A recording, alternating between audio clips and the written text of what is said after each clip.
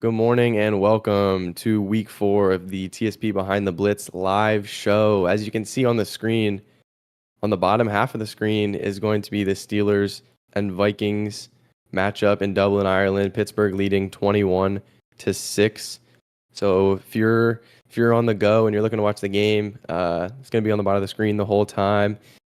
My name is Ari Pooley alongside Evan Davis, who is our master analyst. And why don't we begin by analyzing this game going on in Dublin, Ireland right now?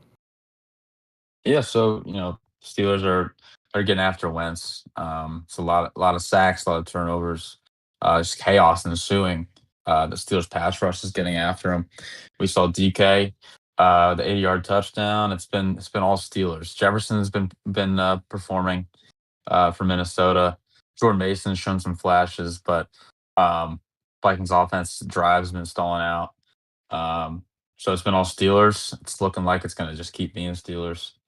Um, which surprising. I thought it'd be a closer game, um, but they're looking like a serious threat in the AFC North right now.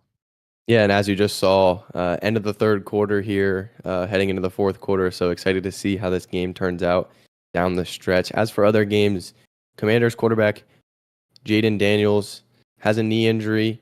He is going to be out again this week.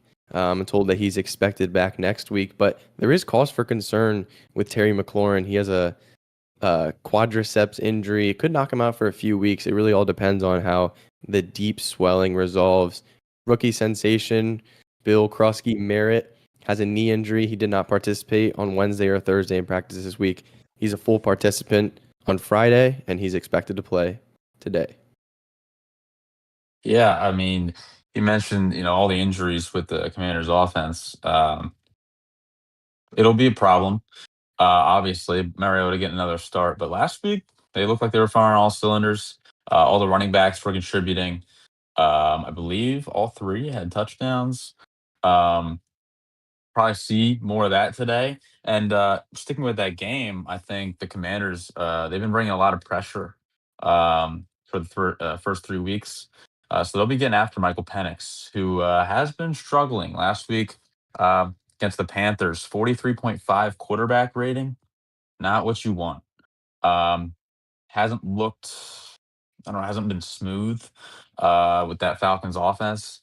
And Raheem Morris, there's a quote from Raheem Morris.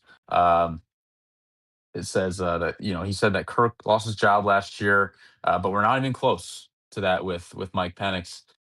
So confidence in Penix to bounce back. But like I said, Commanders, they're going to get after him. A lot of pressure. And Penix has struggled against pressure so far in his young career, so we'll see how that goes.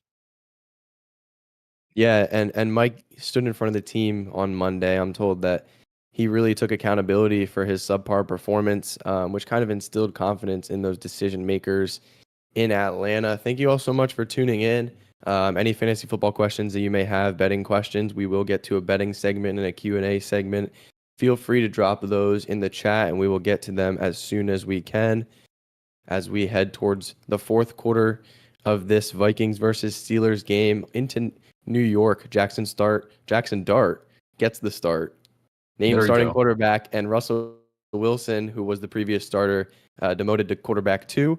And he's been a very good veteran, being that guy that Dart can lean on. And his name is going to come up really in these trade talks as the trade deadline nears. I'm told that the Bengals could sniff around for Wilson. But in terms of Dart for today, what can we expect for this New York Giants offense? Yeah, Dart's in there. Him and Cam Scatterbo, uh, they pose as a big threat in the run game. We saw the Giants use Dart in packages, RPO, read option, um, and Ari mentioned this to me yesterday, is that the when Dart's in there, um, that DN that comes off, he contains and doesn't go after the running back in a read option type scenario because of that threat that Dart has with his legs. So I think that could be big for the Giants in the run game. But here's the thing: the Chargers' run game, run defense is very good. Their interior D line is very good. I believe they've given the third least rushing yards this year in the NFL. So that's something to note.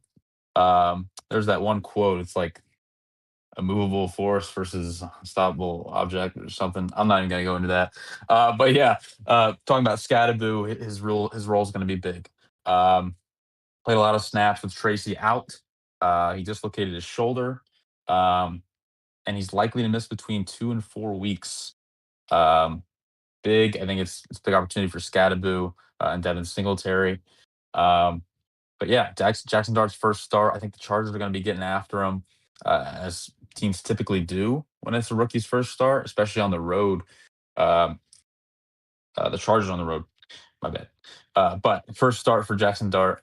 They'll be getting after him, and we'll see how he handles it. Yeah, and it's 11:50 p.m.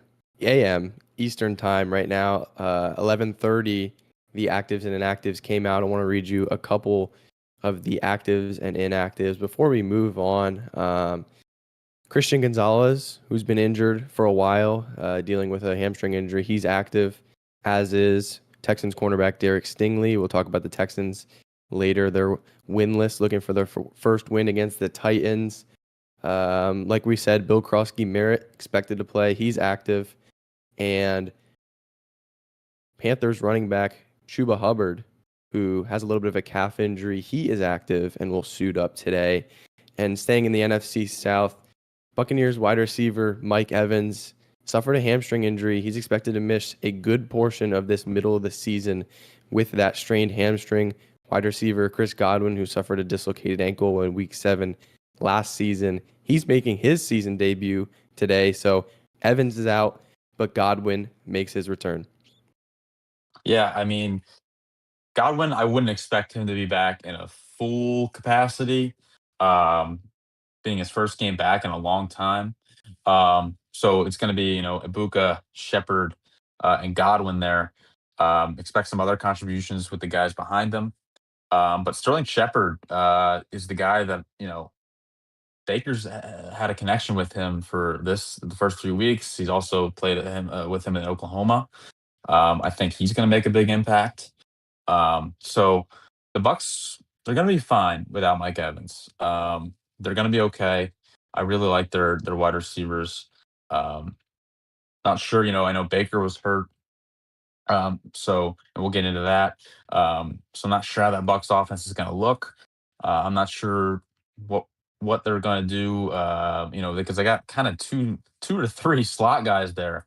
So I'm not going to assume anything. It's probably going to be a split on who lines up where, because they're versatile receivers there in Tampa.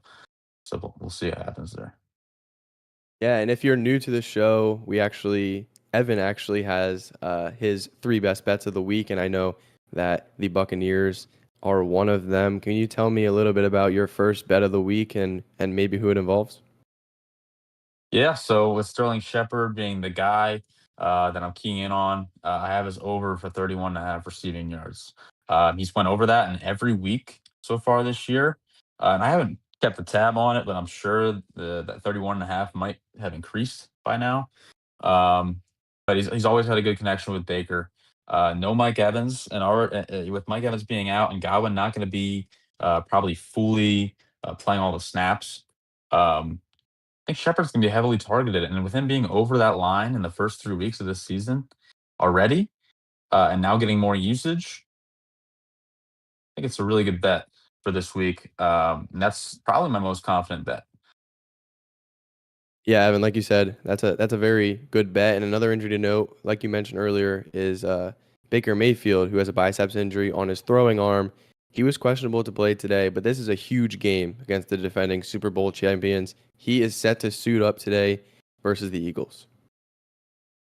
Yeah, we know Baker's a tough guy. We've seen that. We saw him, against the Texans make that crazy run, escaping pressure, um, and getting up to talk trash instead of worry about a potential injury. That's just the guy that Baker is, and I'm sure he'll perform today. But now going into potentially game of the week, Ravens Chiefs. Yeah, I mean, on the injury front, both teams are set to get a key player back today. Isaiah Likely, who hasn't played at all this season, injured his foot in the preseason. He's expected to make his season debut in arguably the biggest game of the year for Baltimore, who's sitting at 1-2, as it is Kansas City, who is getting back a star weapon of theirs.